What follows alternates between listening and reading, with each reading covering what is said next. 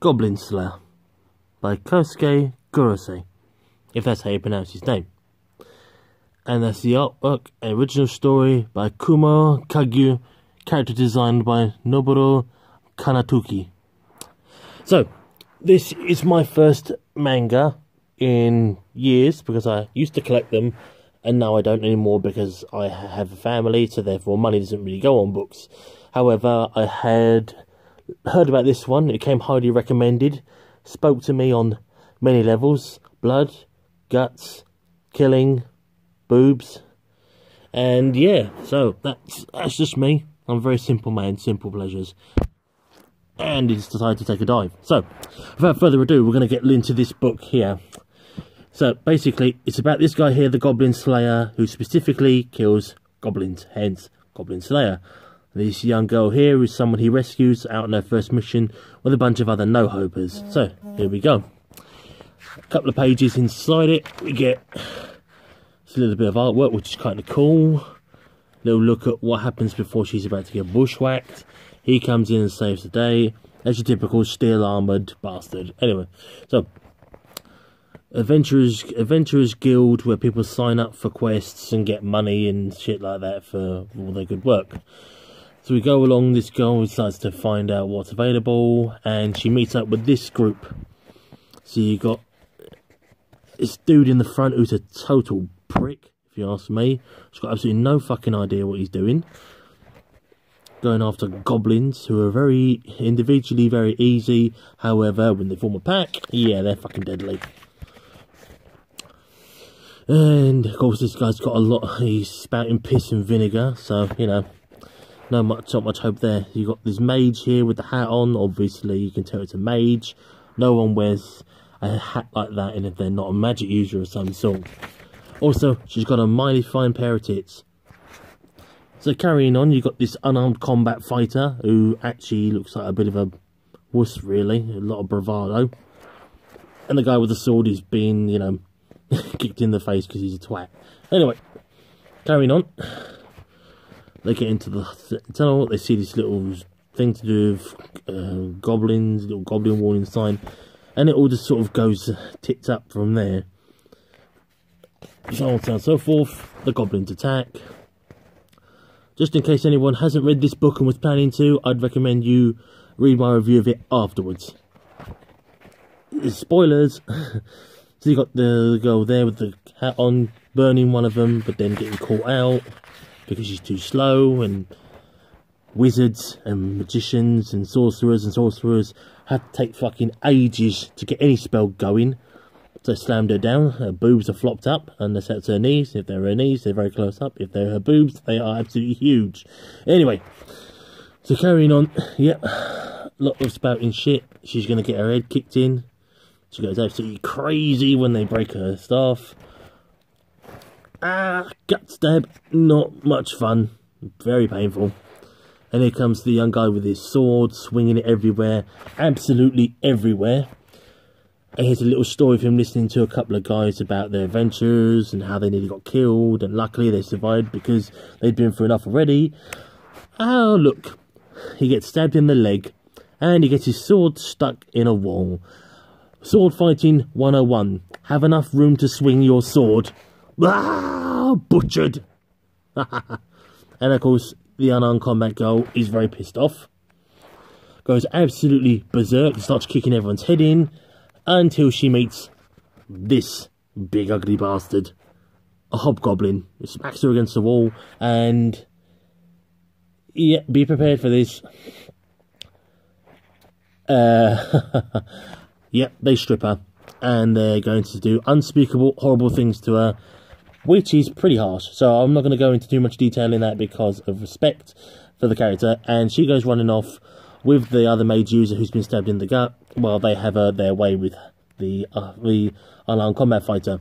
So on and so forth. She looks like she's dying, although she got healed, not healing. Oh my god, what's going on, mate? Anyway, talking about, along comes a spider. No, not quite. No, along comes the Goblin Slayer. And they're just about to get killed, and suddenly he appears and absolutely rips everyone a new arsehole, as you can see. which was pretty funky, really. A silver. See, in this book, their adventurers are done by rank. He's quite high up. He's like 3rd or 4th on the ranking level, so he can quest on his own if he wants to. He's powerful enough to. Who are you? Goblin Slayer. Goblin Slayer? That's what he said. And that's chapter 1. And chapter 2, obviously, he helps her, fights more goblins, blah blah blah. That poor mage user is poisoned because that knife that stabbed her is covered in piss and shit from the goblins. So she's dying, and so the Goblin Slayer stabs her in the stomach or the chest to kill her off, to give her a bit of mercy. Go on, so forth. And more fighting and more fighting. This and that. They work together to stop the goblins. There's one cool bit in here that I think is pretty good. Where is it? Where is it? It's around here somewhere. Where is it? It's a comment by the Goblin Slayer that I actually quite liked. Where is it? Sorry if I'm getting distracted. It's actually a really good point. Actually something really I thought was quite interesting. Now, where is he saying it? Oh, come on, this is ridiculous. This is what happens when you're unprepared for this sort of thing. Well, at least you know it's natural and not staged.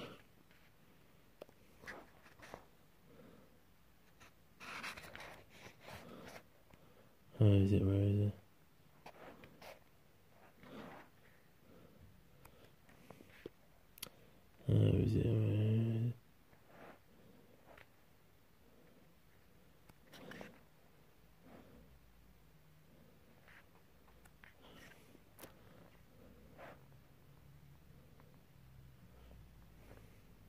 Ah, there it is. Here it is on this page. I thought it was actually quite interesting.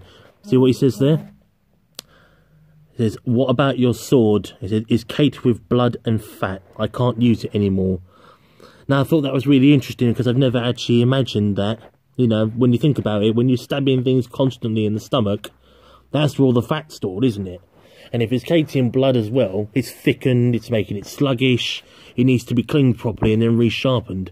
So what he does then is he just takes a spear instead. Yeah, pretty useful. And so forth. They set a trap. There's a shaman who's an absolute arsehole.